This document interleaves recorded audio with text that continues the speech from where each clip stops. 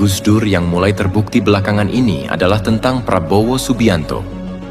Dalam sebuah wawancara yang diadakan di salah satu stasiun televisi, Gus Dur pernah menyebut bahwa Prabowo akan menjadi presiden di usia tuanya.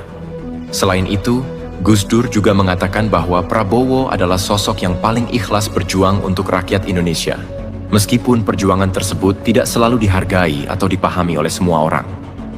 Bagi sebagian orang, ramalan ini cukup mengejutkan, mengingat Prabowo pada masa itu adalah seorang mantan jenderal yang penuh kontroversi dan seringkali dianggap terlalu keras dalam pandangannya. Namun, Gus Dur melihat sesuatu yang berbeda dalam diri Prabowo. Beliau melihat ketulusan dan niat baik yang mungkin tersembunyi di balik sikap tegas dan militernya. Dan di tahun 2024, Prabowo akhirnya terpilih sebagai Presiden Indonesia. Bagi banyak pendukung Gus Dur, ini adalah bukti lain bahwa ramalan beliau selalu akurat dan memiliki makna yang dalam. Namun Gus Dur juga meramalkan bahwa setelah menjadi presiden, Prabowo akan menghadapi banyak musuh. Tidak hanya dari luar, tetapi juga dari kalangan orang-orang terdekatnya sendiri.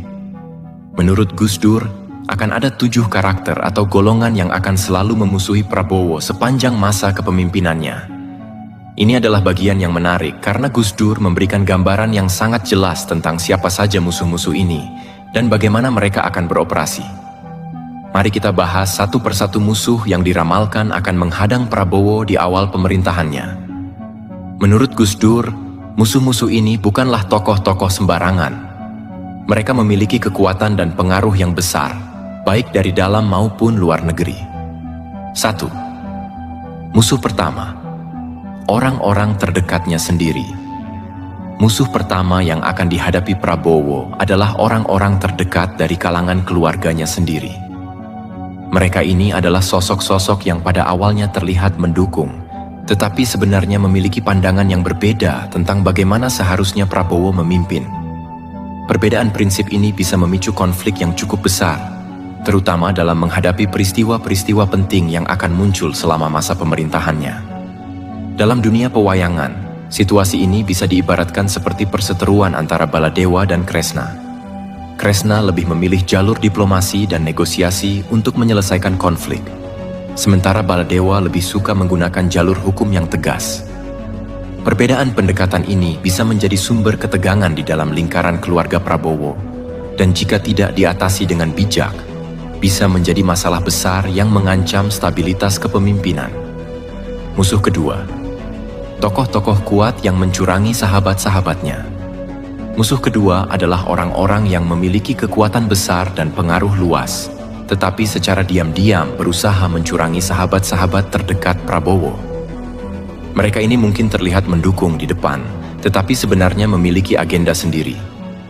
Tokoh-tokoh ini dulunya sering menyerang Presiden Jokowi, dan sekarang mengalihkan fokus mereka kepada Prabowo. Tokoh-tokoh ini biasanya cerdik dan berpengalaman dalam permainan politik. Mereka tahu bagaimana memanfaatkan situasi untuk keuntungan pribadi, bahkan jika itu berarti mengorbankan sahabat atau kolega yang selama ini mendukung mereka. Musuh ketiga, mantan teman yang licik. Musuh ketiga adalah mereka yang pernah dekat dengan Prabowo, tetapi kini menjadi musuh dalam selimut. Orang-orang ini licik dan sering menggunakan cara-cara adu domba demi mencapai tujuan mereka. Mereka tidak peduli dengan prinsip keadilan atau hukum, selama kepentingan pribadi mereka tercapai. Dalam dunia pewayangan, mereka bisa diibaratkan seperti Sengkuni, tokoh yang dikenal karena kelicikannya dalam memecah belah kelompok demi kepentingan pribadi. Musuh keempat, penyebar kebohongan dan fitnah. Musuh keempat adalah golongan yang menyebarkan hoaks dan fitnah. Mereka tidak menyerang Prabowo secara langsung, tetapi menggunakan kebohongan untuk menciptakan kekacauan yang bisa merusak stabilitas pemerintahan. Golongan ini bisa sangat berbahaya karena mereka bekerja di balik layar, menggunakan media dan opini publik untuk memperkeruh situasi. Musuh kelima, pejabat korup. Musuh kelima adalah pejabat-pejabat atau bawahan yang korup. Mereka ini bukanlah musuh yang terbuka, melainkan musuh dalam selimut yang hanya mencari aman. Mereka sebenarnya tidak mendukung kepemimpinan Prabowo dengan tulus. tetapi justru mencari cara untuk memanfaatkan posisi mereka demi keuntungan pribadi. Dalam pemerintahan, sosok-sosok ini seringkali berada di posisi strategis dan sangat berpengaruh, sehingga perilaku mereka yang tidak jujur dan korup bisa menjadi ancaman serius bagi kestabilan pemerintahan Prabowo. Pejabat korup ini akan menjadi musuh yang sulit dihadapi karena mereka beroperasi di bawah radar, menutupi tindak tanduk mereka dengan berbagai cara agar tidak terdeteksi. Bahkan, ada kemungkinan bahwa mereka akan berusaha mendekati Prabowo dan berpura-pura mendukungnya, namun di balik layar mereka merugikan negara dan masyarakat. Prabowo harus sangat waspada terhadap tipe musuh seperti ini, karena mereka bisa mengganggu jalannya pemerintahan dengan cara yang sulit terlihat. Musuh keenam. Penghancur keluarga musuh keenam ini memiliki taktik yang lebih personal dan menyakitkan, yakni dengan menyerang hubungan Prabowo dengan keluarganya sendiri. Dalam ramalan Gus Dur, musuh ini akan berusaha menghancurkan hubungan Prabowo dengan anak-anaknya atau keluarganya yang lain.